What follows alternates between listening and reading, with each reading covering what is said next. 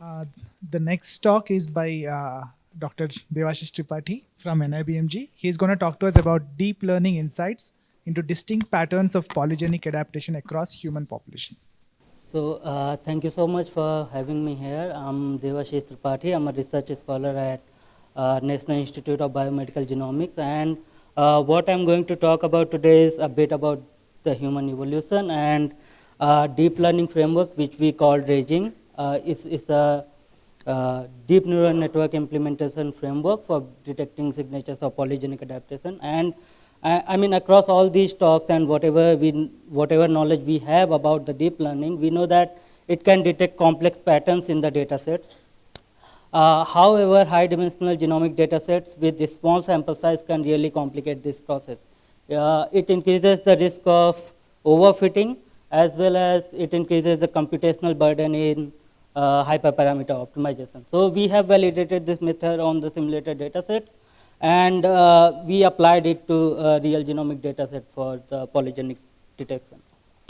So at some point, most of us might have looked around and wondered that why there is so much variation in the skin tone and facial features among the human population. And what we see over here is that this variation is not random. This is highly correlated with the latitude. And so the next question comes that how these clients have been formed with geography.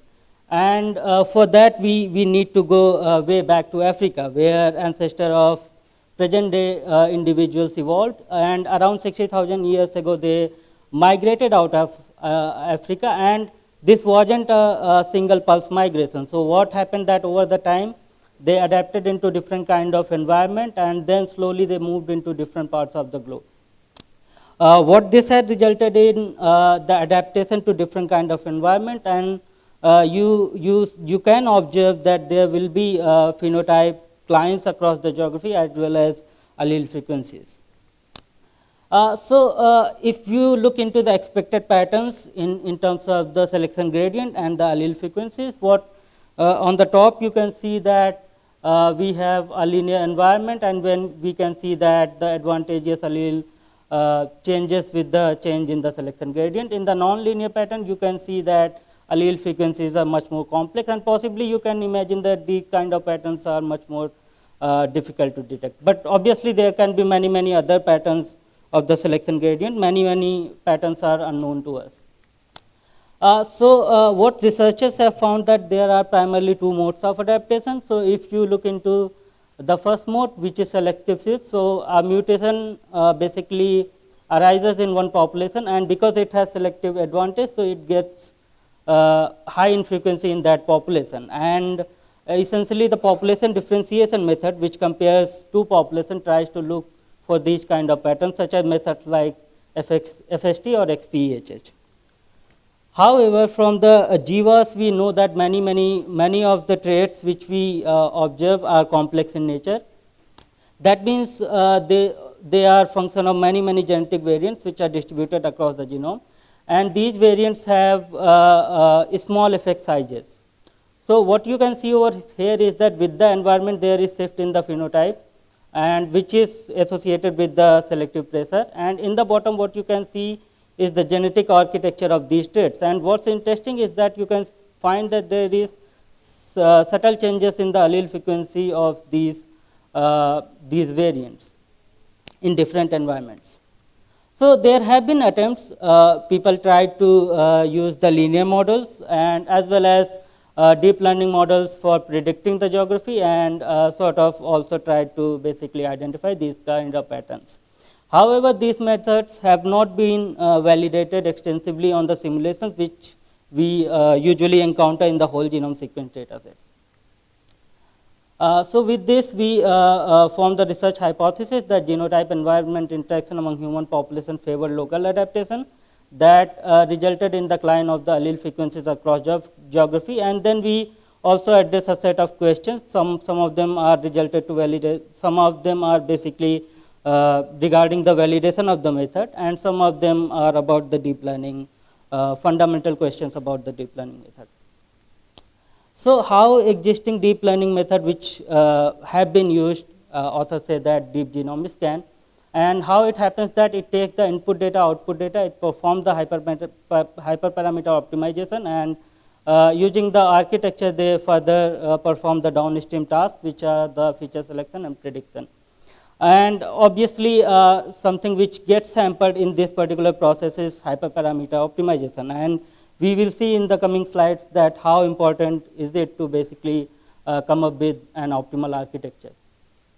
So what we did essentially is that this is an automated framework. That means you, as a user, you have to only provide the input data, output data. In the stage 1, basically we perform the extensive hyperparameter optimization.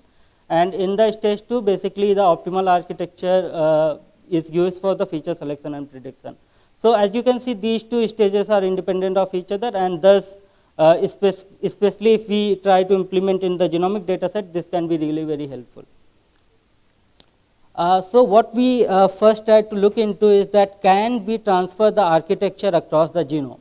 So what we did is that we used the known genomic regions which are under selective sweep, which authors have identified, and we have chosen a particular genomic region which contains the LCT gene. It known to be under adaptation with respect to selective sweep. We implemented the stage 1 of the architecture, stage 1 of the method, and we have the optimal architecture.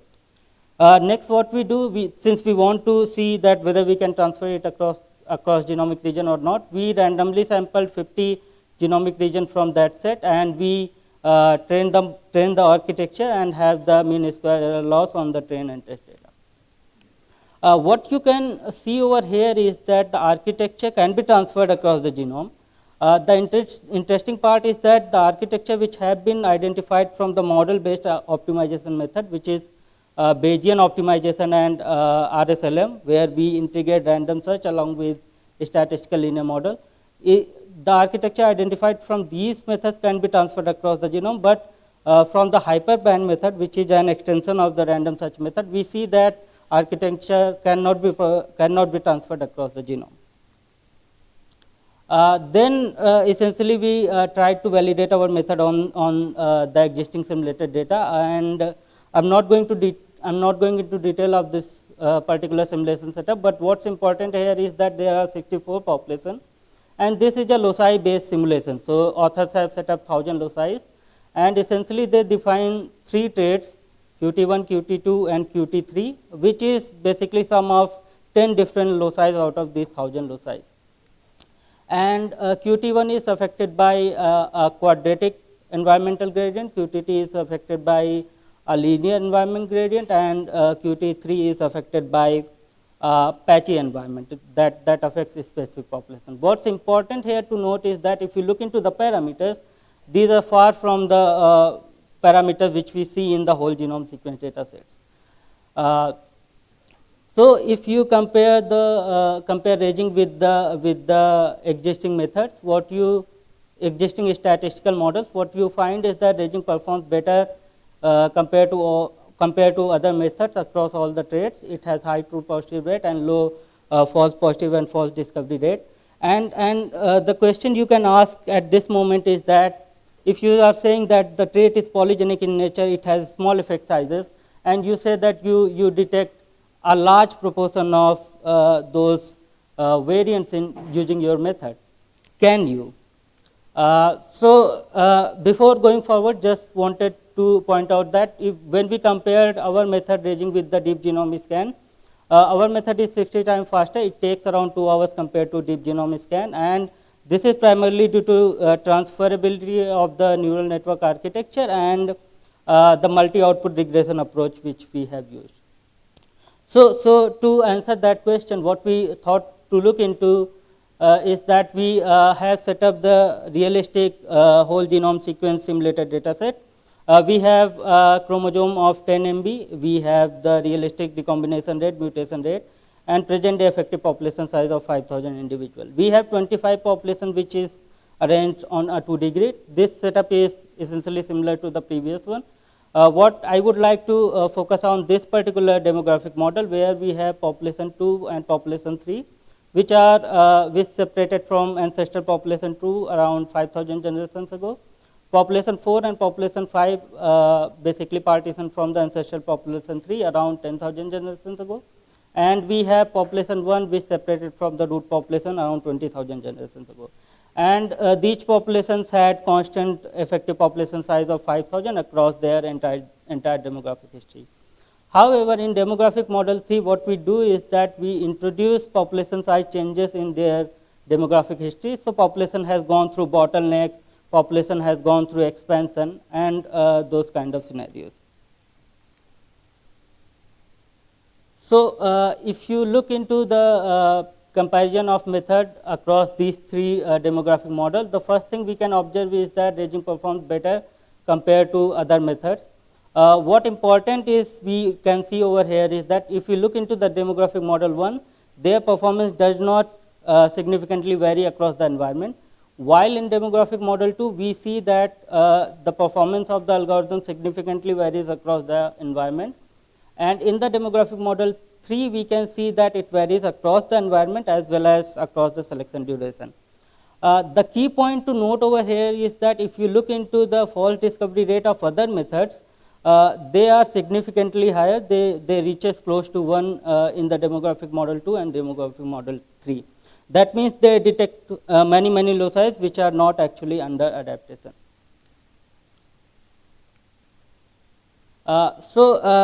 Like you can ask the question why you focus so much on the hyperparameter optimization. What was the need for that? And this was the question we also got during the review of this particular paper. And if you compare the deep genome scan with the ranging over here, you can see that deep genome scan performs poorly compared to ranging. It performs even poor compared to the statistical linear models. And this is the simplest scenario. This is under demographic model 1. So if you can just imagine, if you complicate the demographic history, then it becomes much more difficult. And this is primarily due to the bottleneck in the hyperparameter optimization, and thus the choice of the neural network architecture significantly impacts the inference of inferences you draw from these methods. So to implement this method on the real genomic data set, what we did is that we performed the principal component analysis for the African, European, South Asian, and East Asian population. What you can see over here is that each point is essentially an individual.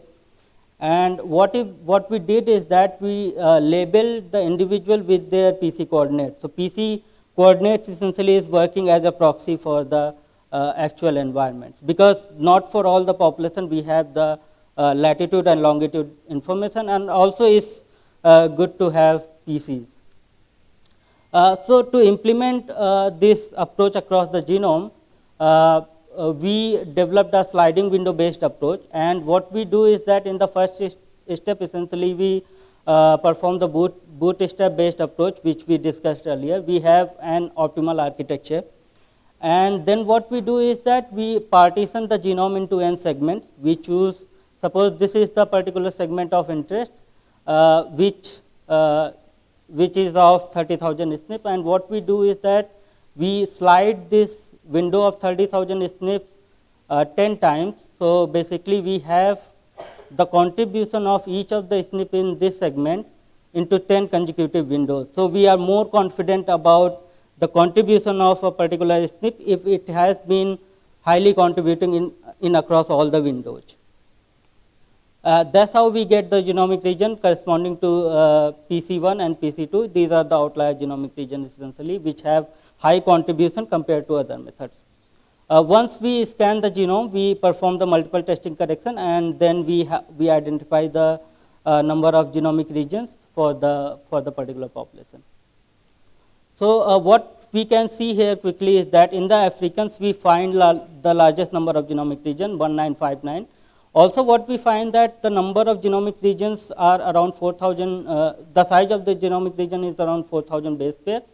Compared to Africa, if you look into the non-Africans, we find that the number of genomic regions is more or less closer to each other. Also the size of the genomic regions are pretty comparable across the population. When we further looked into the shared pattern of the genomic regions identified, what we find that out of 1959 genomic regions, 70% are unique to Africa. Compared to if you look into the non-African, the genomic regions are shared across the continental group. And this aligns basically with the out of Africa migration theory, where a founder population essentially has resulted to many subpopulations in the non-Africa.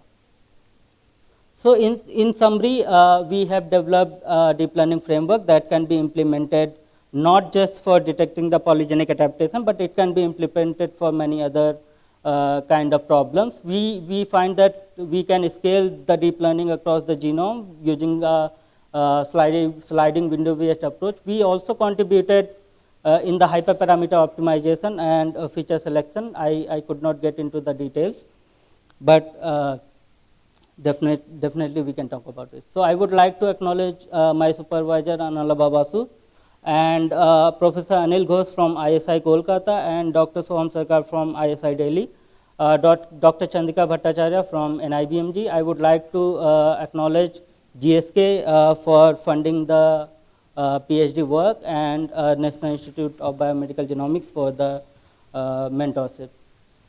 So this work has been published. You can go through the work. The software is public. You can go through it. You can basically run the algorithm. You have the tutorials. And thank you. I'm happy to take questions.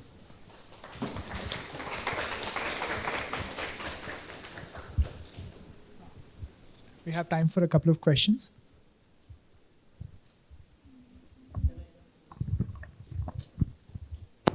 There was this, I didn't understand when you have taken your matrix of genes to, the individuals to individual loci to the PC1 and PC2. How does that conversion actually work? Yeah, so on the genome, basically the genotype count matrix we have, first we run the PC on that. So we basically, for each individual, we get the PC coordinates. I see. So if you go back to that slide, so